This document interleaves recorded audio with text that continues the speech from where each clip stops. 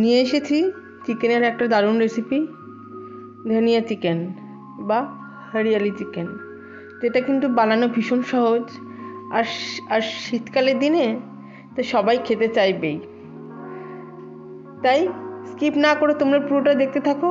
আর এইখানে আমি কিন্তু অবশ্যই দেখাবো যে ধনেপাতার রং কিভাবে না বদলে আমরা ধনেপাতাটাকে গ্রাইন্ড করতে পারি। তো হ্যালো বন্ধুরা, কেমন আছো? আশা করছি সবাই ভালো আছো। আমার চ্যানেলে সবাইকে স্বাগত। যারা আগে থেকেই ছিলে এবং যারা নতুন এসেছো পাশে থাকার জন্য তাদের অসংখ্য ধন্যবাদ। প্রথমবার দেখলেই সাবস্ক্রাইব করার অনুরোধ থাকলো। তো দেখো, এখানে আমি চিকেন নিয়ে নিয়েছি, আর চিকেনের আগে আমি লেগ পিসটাই দেখাচ্ছি। তো লেগ পিস যদি এরকম থাকে তাহলে না একটুখানি কাট করে নেবার দরকার আছে, কেননা সেই ক্ষেত্রে যাতে মশলাটা ভিতরে ঢোকে, ঠিক সেই কারণের জন্য কিন্তু এই কাটটা করে নেওয়া। দেখতেই পাচ্ছ, দেখো আমি চারিদিক দিয়ে কিন্তু অল্প অল্প করে আমি কেটে নিচ্ছি যাতে কিনা মশলাটা ঢোকে। তাই তোমরাও কিন্তু যখন এটা রান্না করবে অবশ্যই এটা কিন্তু মাথায় রেখো। দেখো, দেখতে দেখতে আমি সমস্ত চিকেনগুলো নিয়ে নিয়েছি এবং এখানে চিকেনের পরিমাণ আছে 1 কিলো 250 গ্রাম। তো চিকেনটা কিন্তু জল ঝরিয়ে ভালো করে ধুয়ে নিয়েছি এবং তাতে ম্যারিনেট করছি এবং অল্প লবণ এবং খুব সামান্য পরিমাণে হলুদ দিয়ে। এইখানে একটা বলে রাখি, হলুদের পরিমাণটা কিন্তু খুব সামান্য হবে, জাস্ট চিকেনটা ম্যারিনেট করার জন্য। বেশি হয়ে গেলে কিন্তু ধনেপাতার যে রঙটা সেটা কিন্তু ভালোভাবে ফুটে কিন্তু বেরোবে না। তো আর অন্য একটা কথা তোমাদের বলে দিই, যে চিকেন যখন ধোবে তারপরে বেশ কিছুটা জল ঝরিয়ে নেবার পরে কিন্তু সমস্ত জলটা কিন্তু ফেলে দেবে, মানে যে আমাদের লাল লাল যে জলগুলো বেরোয় আর কি শেষকালে, ঠিক সেই জলটা। সেই জলে কিন্তু কোনো ফ্লেভারও থাকে না এবং যত জলটা ধুয়ে যত তোমরা একদম ঝরিয়ে নেবে ততই কিন্তু রান্নাটা ভালো হবে। তো দেখো, আমি 2 চামচ ধনে নিয়েছিলাম এবং ধনেটাকে কিন্তু আমি 15 মিনিট ভিজিয়ে দিয়েছিলাম অল্প জলে, এবং 50 গ্রাম কাজু নিয়েছিলাম। এখন কাজুটাকে কিন্তু আমি গ্রাইন্ড করে নিয়েছি। এখন এই গ্রাইন্ড করা কাজুর মধ্যে আমি অল্প জল দিয়ে জাস্ট পেস্ট করে নেব। এখন তোমরা কাজুটাকে দেখো, কাজুতে জল দিয়ে তোমরা একে পেস্ট করতেই পারো, কিন্তু সেক্ষেত্রে অনেক সময়তেই দেখা যায় না কাজু ছোটো ছোটো টুকরো রয়ে যায়। কিন্তু এইভাবে যদি গ্রাইন্ড করে নেওয়া হয় না আলাদা করে কাজুটাকে, তাহলে কিন্তু সেই ঝামেলাটার খুব একটা থাকে না। আমি তাই এই পদ্ধতিটাই ফলো করি, তোমাদেরও বলে রাখলাম, তোমরাও চাইলে এটা অবশ্যই ফলো করতে পারো। তো যাই হোক, দেখো কাজুর পেস্ট কিন্তু আমাদের তৈরি হয়ে গেছে। আর এখন দেখো আমি ধনেটাকেও কিন্তু পেস্ট করে নিয়েছি। তো ধনেটার ক্ষেত্রে দেখো একটা জিনিস, ধনেটাকে কিন্তু পেস্ট করার পরে ধনেটা যেহেতু একটু ছিবড়ে ছিবড়ে মতো হয়, সেই কারণের জন্য ধনেটা কিন্তু দেখো আমি ছেঁকে নিচ্ছি। এবং দেখো এই যে ছিবড়েগুলো যেটা রয়েছে সেখান থেকেও কিন্তু এই যে আমি প্রেস করছি এবং নিচে কিন্তু জলটা পড়ছে এবং ছিবড়েগুলো কিন্তু ছাঁকনিতেই রয়ে গেল। তো এই অবস্থাতে এখন আমি তলায় গ্যাসে একটা কড়াই গরম করে নিয়েছি এবং সাদা তেল দিয়ে দিয়েছি এবং দিয়ে দিয়েছি 4টে ছোটো এলাচ এবং 4টে লবঙ্গ, এবং গ্যাসটা একদম মৃদু ফ্লেমে আছে এবং অল্প নাড়াচাড়া করার পরেই দিয়ে দিলাম 200 গ্রাম একদম মিহি করে কাটা পেঁয়াজ। এবং এই পেঁয়াজটাকে কিন্তু হালকা ফ্লেমেই এটাকে ভাজতে হবে। ভাজা মানে কিন্তু এখানে মিহি লাল লাল করে ভাজা নয়। আচ্ছা, দিয়ে দিচ্ছি অল্প পরিমাণে একটু লবণ।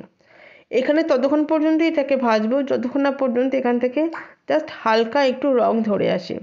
যেই হালকা রং ধরে আসবে এবং দেখো তেলটাও কিন্তু ছেড়ে দিয়েছে, সেই অবস্থাতে এখন কিন্তু দিয়ে দেব একটু একটু করে ম্যারিনেট করা চিকেনটা। তো দেখো চিকেন আমি দিয়ে দিচ্ছি। দেখতে দেখতে সমস্ত চিকেনটাই দেওয়া হয়ে গেল এবং চিকেনটা দেবার পরে এখন কিন্তু আবার ভালো করে কষিয়ে নেবার পালা। এখন কিন্তু গ্যাসের ফ্লেমটা আমি মাঝারি রেখেছি এবং এই মাঝারি আঁচে কিন্তু চিকেনটাকে আমি কষাতে থাকবো। 3-4 মিনিট নাড়ার পরেই এর মধ্যে আমি দিয়ে দিচ্ছি প্রায় 4 চামচ মতো আদা রসুনের বাটা। এই আদা রসুন বাটার ক্ষেত্রে একটা কথা বলে রাখি, এইখানে কিন্তু রসুনের পরিমাণটা দেবে একটু বেশি, যাতে রসুনের ফ্লেভারটা একটু বেশি আসে, সেটা কিন্তু একটুখানি মাথায় রেখো তোমরা।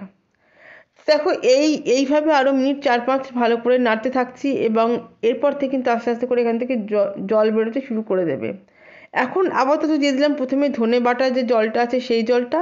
আর দেখো যে ধনে যে ছিবড়ে ছিল সেখান থেকে দেখো অল্প পরিমাণে একটুখানি কিন্তু জাস্ট কেটে দিলাম, পুরো ছিবড়েটা কিন্তু অবশ্যই দিলাম না।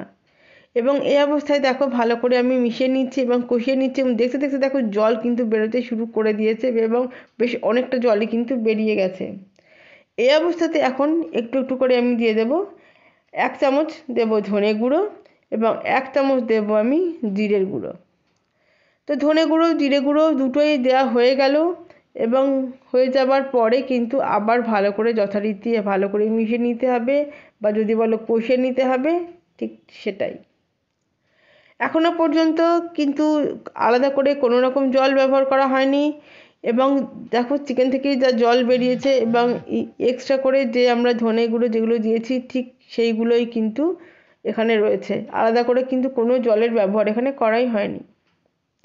তো এই অবস্থায় দেখো আরও মিনিট 5 অন্তত ভালো করে কষিয়ে নেব, এবং কষিয়ে যখন আরও তেল ছেড়ে দেবে এখন এই অবস্থায় দিয়ে দিচ্ছি কাজু বাদাম বাটাটা।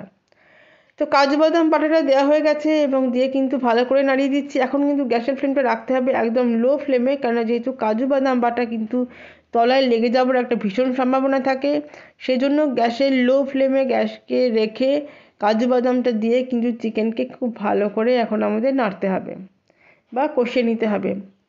এবং খুন্তিটা কিন্তু খেয়াল করে তোমরা একদম তলা দিয়েই চালাবে, উপর দিয়ে কিন্তু নয়। এখন লো ফ্লেম করে দিলাম এবং ঢাকা দিয়ে দিলাম। আপাতত আবার 5 মিনিট পরে আমি খুলছি এবং খুলে কিন্তু একটুখানি নেড়ে দেবো এটা তলা দিয়ে, এবং নেড়ে কিন্তু আমি আবার কিন্তু ঢাকা দিয়ে দিচ্ছি, এবং এরপরে আমি 10 মিনিট পরে আমি আবার খুলছি।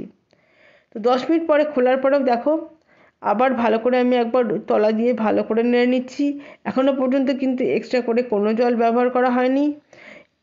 এইবারে দেখে নাও যে ধনে পাতাটা আমি ঠিক কিভাবে গ্রাইন্ড করি এবং কিভাবে গ্রাইন্ড করলে রঙটা সম্পূর্ণভাবে বজায় থাকবে।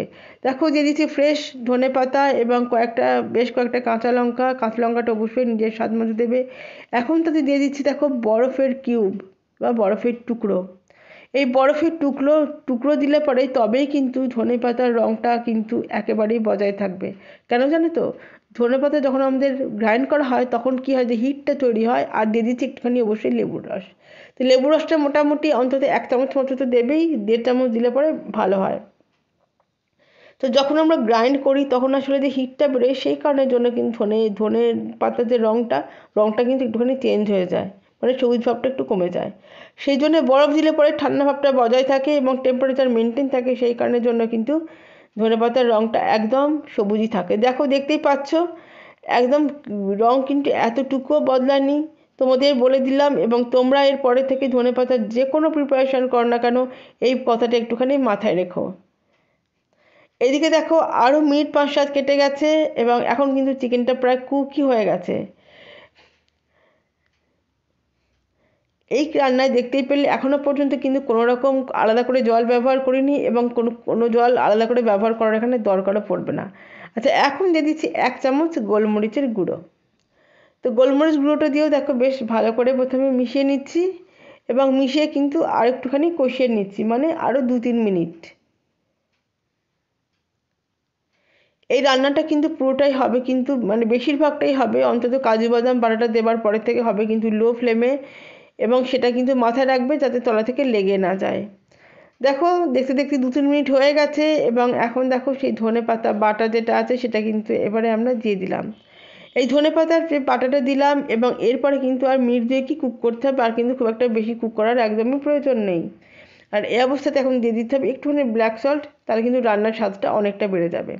দেখতে দেখতে আমাদের ধনিয়া চিকেন কিন্তু একদম তৈরি হয়ে গেছে। এখন 2 মিনিটও কেটে গেছে। এখন কিন্তু গ্যাসটাকে আমরা একদম দেখো লো ফ্লেমে রান্না করছিলাম, গ্যাসটাকে একদম অফ করে দেব এবং ঢাকা দিয়ে দেবো স্ট্যান্ডিং টাইমের জন্য 10 মিনিটের জন্য। এখন 10 মিনিট পরে আমি সার্ভ করছি। দেখো এই যে আমাদের ধনিয়া চিকেন একদম তৈরি হয়ে গেছে। এটা কিন্তু ভাত বলো, পোলাও বলো, ফ্রাইড রাইস বলো, রুটি বলো বা পরোটা বলো, সমস্ত কিছুর সাথে কিন্তু সুন্দরভাবে খাওয়া যায় আর খেতে লাগে অসাধারণ। আর দেখতেই পেলেই যে কত সহজে ধনিয়া চিকেনটা আমরা বানাতে পারি। তাই তোমরাও বানিয়ে দেখাও, বানাও এবং কেমন লাগলো তোমরা অবশ্যই কমেন্ট করে জানিও। ভালো লাগলে লাইক এবং সাবস্ক্রাইব করার অনুরোধ থাকলো, আর পাশে রাখা বেল আইকনটা প্রেস করতে কিন্তু ভুলো না। দেখার জন্য রইল অসংখ্য ধন্যবাদ। আবার ফিরে আসবো নতুন কিছু নিয়ে। সবাই ভালো থেকো।